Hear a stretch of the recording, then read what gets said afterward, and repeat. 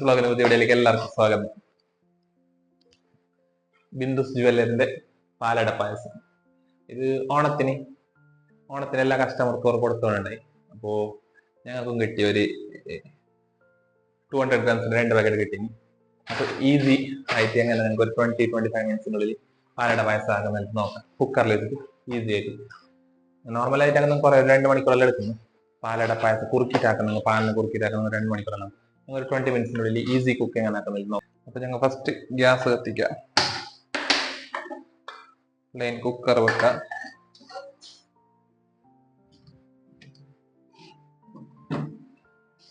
കുറച്ച് കാരമൽ ആക്കാൻ ഞാൻ കുറച്ച് പഞ്ചാര ഇടും. 2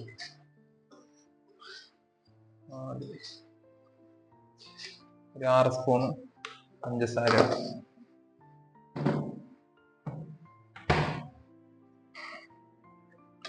ഇപ്പൊ ഏകദേശം മെൽട്ട് ആയിക്കൊണ്ട് വന്നു. പഞ്ചാര കുറച്ച് മെൽട്ട് ആയിട്ടെല്ലായി.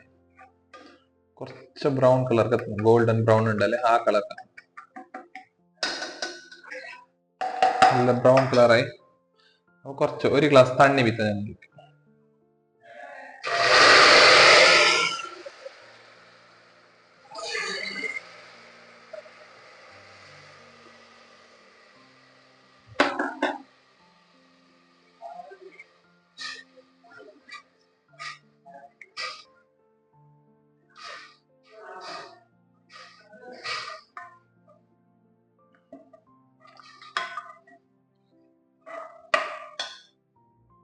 നാനൂറ് ഗ്രാം എടുക്കുന്നതോട് 1 ലിറ്റർ പാൽ എടുക്കുന്നത്. 200 ഗ്രാംസ് ആയെങ്കിൽ ഞങ്ങൾക്ക് 1/2 ലിറ്റർ മതിയാണ് പാല്. അങ്ങനെ 1 ലിറ്റർ പാല് ഇതിലേക്ക് മിക്സ് ആക്കാം. പാല് മിക്സ് ആക്കാം.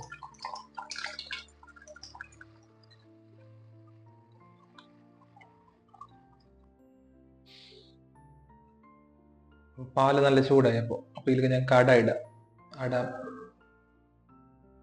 ഇത് അട മിക്സ് ആവില്ല. ഇത് പഞ്ചാര, അട, ഏലക്കി എല്ലാം ഉണ്ട് ഇതിലെന്ന്. പിന്നെ ഞങ്ങൾ പാലിലൊക്കെ ഇടാം.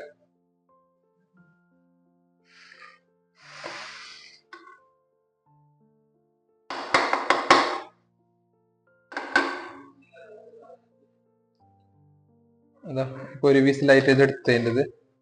അപ്പൊ പാലട പായസം റെഡി ആയിക്കൊണ്ട് വന്നു. ഒരു 10 മിനിറ്റ് ഇതിലേക്കപ്പൊ ഞങ്ങൾ മിൽക്ക് മേഡ് ആഡാക്കാം.